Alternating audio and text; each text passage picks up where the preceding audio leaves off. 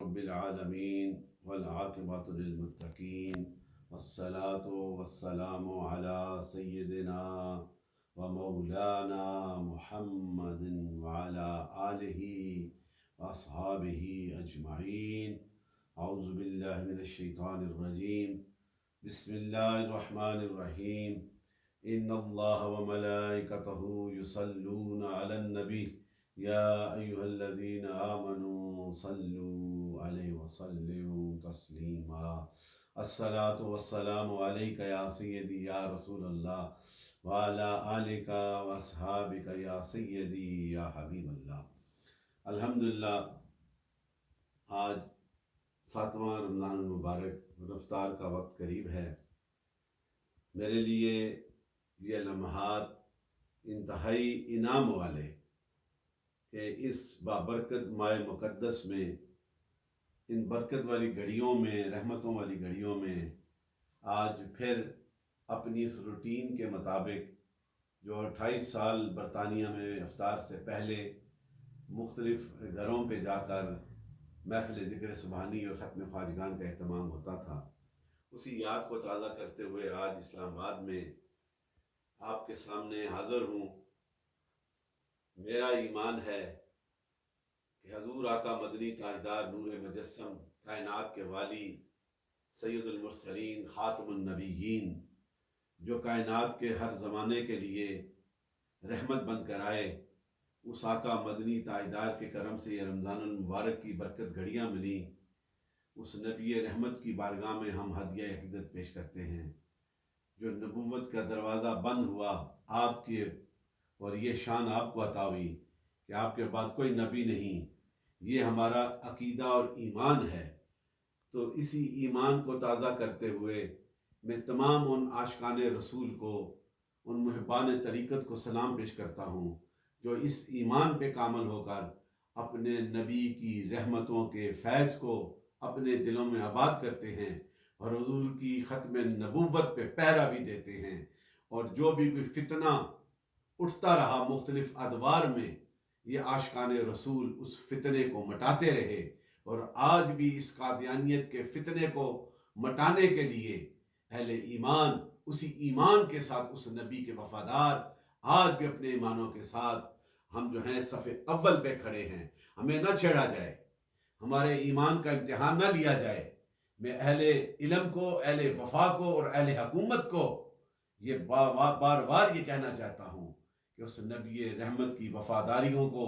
ہمارے امتحان کو نہ لیا جائے اور اس فتنے کو نہ چھیڑا جائے، بلکہ اسے ختم کر دیا جائے۔ یہ مردود ہیں، یہ کافر ہیں،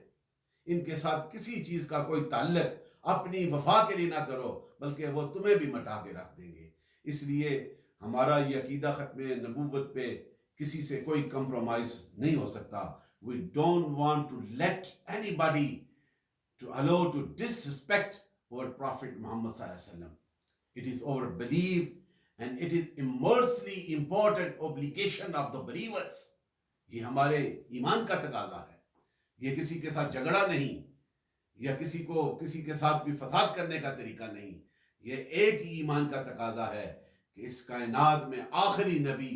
جس کے سر مبارک پہ نبوت کا تاج لگا ہے، وہ میرا اور آپ کا نبی، نور مجسم، کائنات کا والی، سید المرسلین، بے سہاروں کا سہارا، روشنیوں کا پیغام لینے والا، اندھیروں کو مٹانے والا، وہ ایک ہی ذات ہے، وہ ذات محمد مصطفیٰ صلی اللہ علیہ وسلم کی ذات ہے۔ جو ان کی نبوت پہ ایمان لاتا ہے وہ ہمارا جو ہے وہ ہمارے دل میں بستا ہے۔ تو یہی ایک میرا میسج ہے۔ اور پھر اس کے ساتھ آج موجودہ حالات میں ہم پینڈیمک کنٹیجس ڈیزیز جو پوری دنیا میں پھیلے، اس کی وبا میں ہیں، اس فتنے کو ختم کیا جائے، اس وبا کا مقابلہ کرنے کے لیے ہم اللہ کی بارگاہ میں سجدہ ریز ہوتے ہیں۔ اور پھر دیکھیں کشمیر کے مظلوم اس وقت کتنے مہینے گزر کے لاک ڈاؤن میں پڑے ہیں، وہ معصوم بچے، وہ معصوم بچیاں، اور وہ مائیں، وہ بہنیں جن کے سر کی جو ہے پر چادروں کو اتارا گیا، جن کی عصمتوں کو لوٹا گیا۔ آج بھی مودی گورنمنٹ اسی وحشیانہ طور پہ، ظالمانہ طور پہ وہ کشمیر کے نہتوں پہ لاک ڈاؤن کیے ہوئے ہے۔ ہم اس پہ بھی احتجاج کرتے ہیں کہ اس پہ بھی حکومت وقت کو آواز بلند کرنی چاہیے. اور میں سلام پیش کرتا ہوں اپنی افواج پاکستان کو، اپنے ان سالاروں کو، یہ جو ہر مشکل گھڑی میں اس ملک کی بقا کی جنگ لڑتے ہیں. اندر جو ہے اندرون ملک بھی ان سازشوں کا کلا کا کم کرتے ہیں، اور سرحدوں پہ بھی اپنی جانوں کے نذرانے دے کے اس ملک کو بچانے کی کوشش کر رہے ہیں. میں ان کو سلام پیش کرتا ہوں، اور انہی کی نسبت سے، انہی کی وساطت سے میں یہ آرزو ہے، میری التجا ہے، جو کشمیر میں، مقبوضہ کشمیر میں نہتے مسلمان اس مودی شیطان کے نرغے میں لا الہ الا اللہ محمد رسول اللہ کی صدائیں بلند کر رہے ہیں، ان کی طرف بھی توجہ دی جائے. عالمی دنیا ان کی طرف بھی توجہ دے، یونائٹڈ نیشن ان کی طرف دے، کہ جو ہے ان کی تو رائٹ آف سیلف ڈٹرمنیشن یہ ہے، resolution that is passed in the United nation, انہیں بھی اس پہ کنسیڈر کرنا چاہیے. آج رمضان المبارک کی ان بابرکت گھڑیوں میں حضور آقا مدنی تاجدار کی ان محبتوں کے صدقے میں تو یہ ڈھونڈتا رہتا ہوں کہ سرکار کی محبتوں کا فیض کہاں کہاں سے ہمیں ملے. اور اس آقا مدنی تاجدار کی بارگاہ میں اپنے اشعار کے 2 شعروں سے ابتدا کرتا ہوں. جب بھی ذکر رسول ہوتا ہے، جب بھی ذکر رسول ہوتا ہے، میری سوچ کا پھر سویرا ہوتا ہے، میری سوچ کا پھر سویرا ہوتا ہے. ایاز کی ہر ادا کا درباں مست ہوتا ہے، ایاز کی ہر ادا کا درباں مست ہوتا ہے، جب بھی ذکر رسول کا اعلان ہوتا ہے. تو حضور کے اس ذکر کے حوالے سے میرے آقا کی شان دیکھو، قرآن عظیم کو پڑھتے ہو، اس میں میرے رب نے میرے نبی کی شانوں کا تذکرہ کیا ہے، میرے نبی کی معجزات کا تذکرہ کیا ہے. اور یہ کلام خود اتنی شان والا ہے، اور جس نبی کے سینے میں اترا ہے وہ سید المرسلین اور خاتم النبیین ہے. یہ کتنی شان والا نبی. ان کی آمد سے پہلے بھی مکہ میں مختصر سا اجمل برڈز آئی ویو ایک انالیسس کر رہا ہوں کہ حضور کی آمد سے پہلے مکہ کی سرزمین، اس کی تاریخ جو ہے پھر کسی وقت میں بیان کروں گا کہ ان کے تمدن، ان کی اخلاقیات، ان کی معاشیات، وہ کس دور میں تھے، کس نے وہ بے راہ روی میں تھے. وہ خود ایک اس وادی میں، مختصر سی وادی میں وہ بٹے ہوئے مختلف قبائل، ان کے رہن سہن کا طریقہ. لیکن میں نے جو آج جو اپنی گفتگو کا حصہ بنایا ہے وہ یہ کہ ان میں بعض اہل ایمان بھی تھے، اہل حق بھی تھے، وہاں کے بسنے والے جو ظلم و اقتدادیت میں، جو انسانیت کے گرے ہوئے اس حالات میں، جو عرب کے مختلف ٹرائبز، ان میں بھی کچھ ایسے لوگ تھے جو دین ابراہیم پہ قائم تھے. وہ بتوں کی پرستش نہیں کرتے تھے، وہ اللہ کی وحدانیت پہ ان کا یہ یقین تھا. میں ان کے چند نام آپ کے سامنے پیش کرتا ہوں. اور انہوں نے بھی جو شعور والے تھے، جو علم والے تھے، اور جو حضور کی، اللہ کی وحدانیت پہ یقین رکھتے تھے، اس تاریکی کے گرے ہوئے، انسانیت کے گرے ہوئے دور میں بھی ان کا ایمان اللہ کی وحدانیت پہ تھا. اور ان کے سینوں میں بھی حضور کے آنے سے پہلے ان کے تذکرے ہوتے تھے، اس نبی رحمت کے تذکرے ہوتے تھے. یہ کتنی شان والا نبی ہے، کتنی عظمت والا نبی کہ آپ کی آمد سے پہلے بھی اس مکہ میں بھی اور کائنات میں بھی اور مختلف نبیوں نے more than 12 prophet of the اسلام، یہ جو سارے اسلام کا پیغام لے کے آئے مختلف ادوار میں نبی، انہوں نے بھی سرکار کی آمد کا تذکرہ کیا ہے. یہ کتنی شان والا نبی ہے. اور ان میں سے اس وقت عہد جاہلیت میں بھی اہل عرب میں کچھ چند نفوس قدسیہ ایسے بھی تھے جو اللہ کی توحید پہ یقین رکھتے تھے. اور ان میں سے میں نے جو پڑھا ہے تاریخ میں ان میں سے چند کے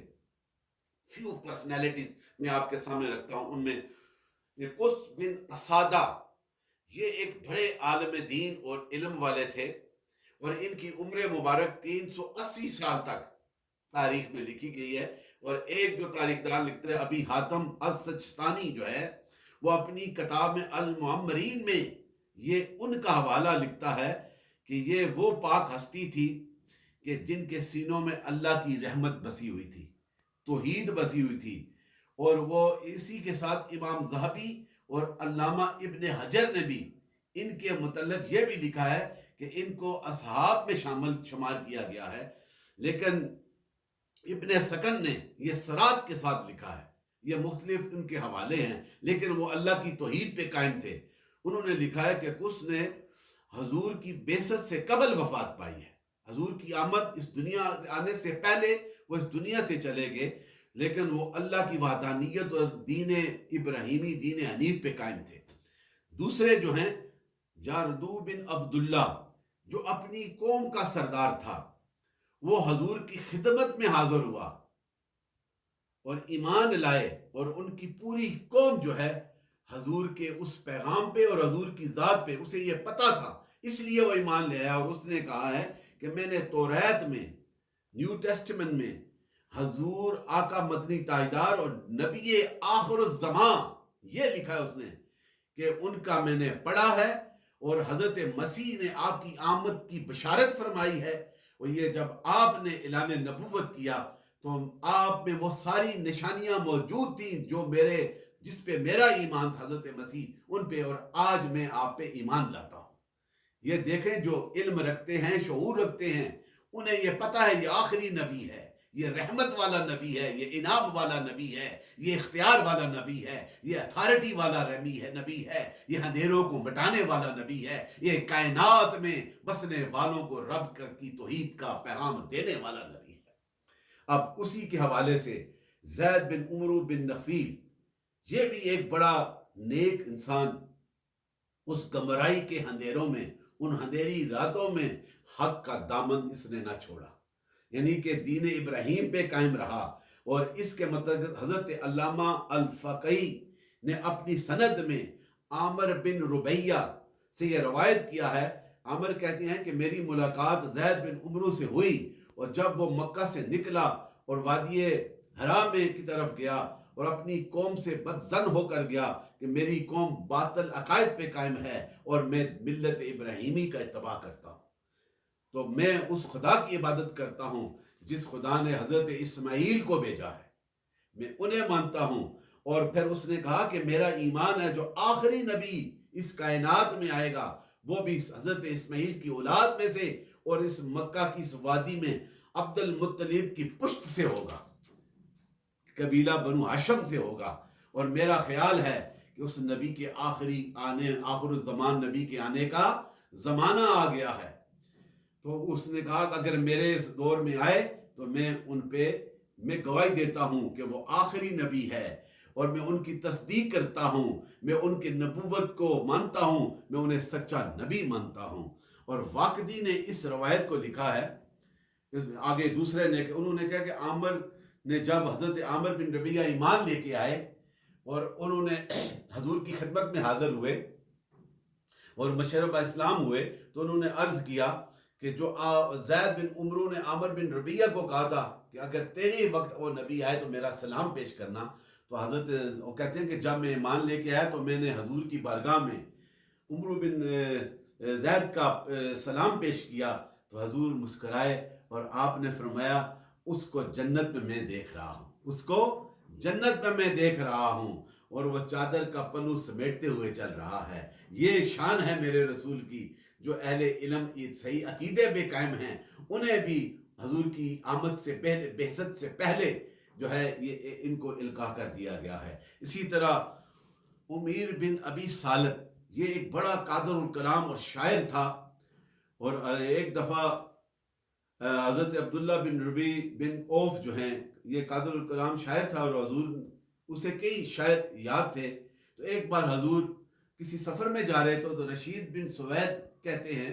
کہ حضور کے ساتھ اونٹنی میں بیٹھے ہوئے تھے، تو انہوں نے کہا کہ تمہیں ابیہ بن ابی سالت کے کچھ اشعار یاد ہیں؟ تو انہوں نے عرض کیا یا رسول اللہ یاد ہیں، تو کہا، پھر عرض کیا جب میں سناؤں، تو حضور نے کہا سنا،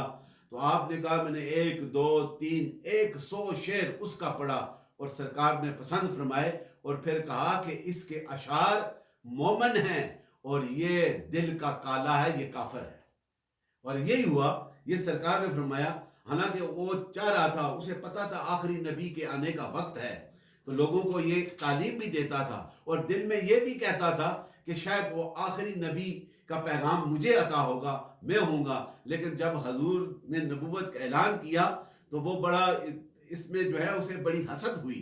اور وہ پھر چلا گیا، اور پھر اس نے ارادہ کیا کہ میں اس نبی کا غلام بن جاؤں، کہ یہی وہ سچا نبی ہے۔ اور جب وہ طائف سے واپس آنے لگا تو راستے میں اسے بتا دیا، غزوہ بدر ہو چکا تھا، حضور مدینہ میں جا چکے تھے، اور وہ جو ہے کہا کہ تیرے رشتہ داروں کو جو ہے وہاں جو جس نبی نے نبوت کا پیغام لیا ان کے خلاف انہوں نے جنگ کی اور وہ واصل جہنم ہو گئے۔ پھر اس نے ارادہ بدل لیا اور واپس چلا گیا۔ یہ وہ بدبخت ہے، اس لیے سرکار نے کہہ دیا شیر تو اس کے مومن ہیں لیکن دل اس کا کالا ہے، کافر ہے۔ اسی طرح اسد بن ابو کرب الحمیری، اور یہ پیچھے تاریخ میں تبا کا بھی ذکر آتا ہے، وہ بھی آیا تھا، اس نے بھی حضور کا ذکر، یہ اسی خاندان کا ہے، اور اس نے کہا، اسد نے حضور پر ایمان لایا اور حضور کی بعثت سے 700 سال پہلے 700 years ago he mentioned regarding to the status of the Prophet Islam, the last prophet on the face of the earth, that is Sayyidina Muhammad صلی اللہ علیہ وسلم, and he believed، اس نے کہا کہ میں گواہی دیتا کہ وہ آخری نبی، اور میں ان کی نبوت پہ ایمان لاتا ہوں، اور پھر یہ بھی کہا کہ کاش کہ میں اس وقت تک زندہ ہوتا جب وہ نبوت کا اعلان کرتے اور میں سرکار کی ایمان، اس نبوت کے اس پیغام پہ ایمان لاتا اور حضور کا وزیر بن کے حضور کی خدمت کرتا۔ یہ وہ کمال ہے۔ پھر اسی طرح یہ مختصر میں بیان کر رہا ہوں وقت کیونکہ افطار بھائی قریب ہے۔ صاحب بن ذی یزن، یہ بھی ایک بڑا سردار تھا ایک قبیلے کا، اور اس نے یمن کے حبشیوں کو اپنے قبیلے کو نجات دلائی۔ یہ کیسرا کے پاس گیا، ایران کے اس بادشاہ کے پاس، وہاں سے طاقت لے کے پھر آیا اور اس نے حبشیوں سے فتح حاصل کی اور یمن پہ اس کی سرداری قائم ہو گئی۔ اور پھر اس دور میں جب وہ سردار بن گیا، وہ بادشاہ بن گیا، تو مختلف عرب ٹرائبز جو تھے ان میں سے قریش بھی، بنو ہاشم کی اور عبد المطلب کی قیادت میں، وہ بھی یمن میں جا کر اسے مبارکباد دے رہے تھے کہ تو نے ہمیں آزادی دلائی، اور سب بیٹھے تھے۔ اور جب حضرت عبد المطلب نے دربار میں، اس کے دربار میں گفتگو کرنے کی اجازت مانگی تو اس نے کہا کیا تمہیں آداب دربار سے پتہ ہے؟ تو آپ نے کہا مجھے علم ہے، اور آپ کی اتنی زبردست گفتگو ہوئی کہ آپ سے متاثر ہوا، اور پوچھا تو کہا کہ میں بنو ہاشم سے ہوں، اور پھر آپ وہاں پہ قیام کیا، اور اس نے پھر الہی خلوت میں پھر بلایا اور کہا کہ میں ایک بات تمہیں سنانا چاہتا ہوں، یہ راز کی ہے اور یہ راز میں رکھنا کہ آخری نبی کی آمد کا وقت آ چکا ہے،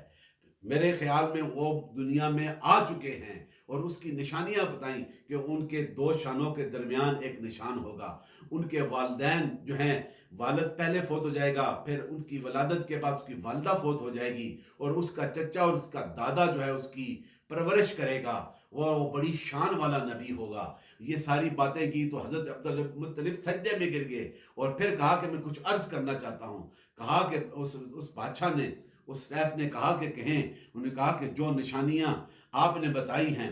ان میں وہ آتش کدے بجھ ہو جائیں گے، اس لیے یہ بھی آتش کدے بجھ ہو جائیں گے، وہ خدا کی بندگی کا پیغام دے گا، شیطان دھتکار دیا جائے گا۔ تو انہوں نے کہا کہ میں یہ بات تمہیں بتانا چاہتا ہوں، وہ آخری نبی جس کی نشانیاں تم بتا رہے ہو وہ اس دنیا میں آ چکا ہے، اور وہ پھر کہا کہ اس میرے قبیلے سے ہے، میرے بیٹے سے ہے، یہ نشانیاں جو بتائیں وہ اس میں موجود ہیں۔ تو آپ، اس نے کہا، صاحب نے بڑی اس کی خدمت کی، انہوں نے حضرت عبد المطلب کی بڑی عزت و احترام سے رخصت کیا، اور کہا کہ اس بات کو راز میں رکھنا، کیونکہ یہودی جو ہے وہ نہیں چھوڑے گا، وہ سوچ رہے ہیں وہ آخری نبی جو ان کے نسل سے آنا تھا لیکن یہ حضرت اسماعیل کی اولاد میں سے آئے گا، اس لیے ان کا خیال رکھنا۔ یہ دیکھیں حضور کی آمد سے پہلے۔ اسی طرح ورقہ بن نوفل القریشی، ان کا نسب بھی قصہ سے 6 واسطوں سے جا کے حضور سے مل جاتا ہے۔ تو حضرت خدیجہ الکبریٰ، ان کے والد خالد بن اسد جو تھے، وہ جب حضور نے یہ اعلان کیا نا بعثت کا، تو آپ اس کے پاس لے گئے، حضرت اپنے چچا کے پاس، تو انہوں نے کہا، حضرت خدیجہ الکبریٰ سے کہا یہ وہ آخری نبی الزما کی نشانیاں ہیں، کاش کہ جب ان کے قبیلے والے انہیں تنگ کریں گے اس دور تک میں، ورقہ بن نوفل کہتا ہے، میں ہوں تو میں جوان ہوں اور میں طاقت والا ہوں، تو پھر میں اس نبی کی خدمت میں رہوں، ان کا ساتھ دوں اور ان کفار کے ساتھ مقابلہ کروں۔ یہ وہ شانیں ہیں میرے دوستو، عظمتیں۔ اسی طرح اور بھی ہیں، میں انشاءاللہ پھر بیان کروں گا کہ بہت سے ایسی ہستیاں ہیں جن کے سینوں میں دین حنیف اور دین ابراہیم کا ولولہ اور وہ چیزیں موجود تھیں، وہ بتوں کی پرستش سے دور تھے، انہیں القاء کر دیا جو آخری نبی آنے والا ہے، وہ کتنی شانوں والا نبی ہے۔ تو میرے دوستو، اس رمضان المبارک میں اس نبی سے وفا کرنا ہمارے ایمان کا حصہ ہے۔ ہم اس رمضان المبارک میں آخری عشرہ، اور آج جمعے کا دن ہے، اور جمعے کا دن عید کا دن ہوتا ہے، اور پھر رمضان المبارک میں جمعے کا دن، اور پھر جو کثرت سے میرے آقا کی بارگاہ میں درود و سلام پڑھتا ہے، to salute his beloved prophet and recite درود شریف، اس کا انعام کیا ہے؟ کہ اس کو کیا انعام ملتا ہے؟ حضور فرماتے ہیں کہ میں اسے جانتا بھی ہوں اور اسے پہچانتا بھی ہوں جو سلام کرتا ہے۔ آج جمعے کے دن کثرت سے ہمیں بھی یہ درود پڑھنے کی توفیق عطا فرمائے۔ ایک حدیث پاک جو انگلش میں بھی میرے بہت سے ویورز اور دوست ساتھی ہوتے ہیں، ڈیمانڈ بھی کرتے ہیں کبھی کبھی، I'm trying my best to convey a message in English for these youngsters who live in all over the world, and they are anxiously waiting regarding to explain the status which an authority of the Prophet Islam, which Allah bestowed to his Prophet Muhammad Sallallahu Alaihi Wasallam. Just I want to narrate one hadith. Hazrat Umar سے یہ حدیث راوی ہیں، the Holy Prophet Sallallahu Alaihi Wasallam stood before us, before the Sahaba, before the companions one day and told us about everything that had happened from the beginning of the creations and everything that was going to occur right up to the time and when the inhabitants of the paradise and the inhabitant of the hell would be occupied their respective places. In these two abodes, he who remembered these facts that the Prophet explained, remembered them, and he who forgot them. Those are lucky. When Prophet Muhammad Sallallahu Alaihi Wasallam explained, that is the authority that Allah bestowed to his beloved Prophet. And it is a beautiful hadith, the proof of the fact that the Holy Prophet knows everything that has happened in the past. That is our belief. And from the beginning of the creations and everything that ever been happened in the future, the Prophet Islam knows every action and deeds which Allah bestowed this quality to his last prophet, the seal of the prophethood and mercy for the mankind, Sayyidina Muhammad Sallallahu Alaihi Wasallam. We are lucky that we are the believers and the seekers and the lovers and the followers of this last prophet, Sayyidina Muhammad Sallallahu Alaihi Wasallam. And it is immensely important obligations. It is a part of our belief that we should be confident. There is no doubt at all. This is the last prophet on the face of earth for the betterment of the humanity. یہ ہمارا ایمان ہے اور اس ایمان پہ ہم کامل ہیں۔ اللہ تعالی ہمیں اس رمضان المبارک کی برکتوں کے صدقے، اس عشرہ رحمت کے کرم کے صدقے اس نبی سے وفا کرنے کی توفیق عطا فرمائے اور ان فتنوں سے پاک رکھے، ان مرتدوں سے، ان کافروں سے دور رکھے جو ہر روز فتنے پیدا کرتے ہیں۔ انہیں یہ نہیں پتہ کہ یہ محمد مصطفیٰ کے دیوانے ہیں، ان کے سینوں میں حضور کا عشق بچا ہے۔ تیرے فتنے، تیرے سروں کے فتنے آئیں گے اور کٹ جائیں گے، میرے نبی کی رحمت کا پرچم، میرے نبی کی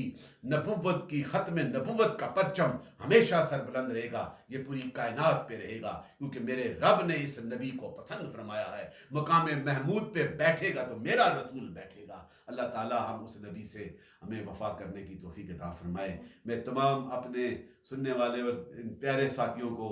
جو پوری دنیا میں آباد ہیں، فیجی سے لے کے امریکہ تک، میں ان کو سلام پیش کرتا ہوں اور یہ دعا کرتا ہوں اللہ تعالیٰ ہمیں اپنے نبی سے وفا کرنے کی توفیق عطا فرمائے۔ اس رمضان کی برکتوں کے صدقے ہماری مشکلیں آسان فرما، ان فتنوں سے ہمیں دور فرما، اس وبا سے ہمیں دور فرما، اور ہمارے دلوں میں اس نبی کی محبت کو بہار کی طرح ہمیشہ قائم و دائم فرما۔ اللہم صلی علی محمد وعلی آل محمد واصحاب محمد وآلہ وسلم۔ رب اغفر وارحم انت خیر الراحمین اجمعین برحمتک۔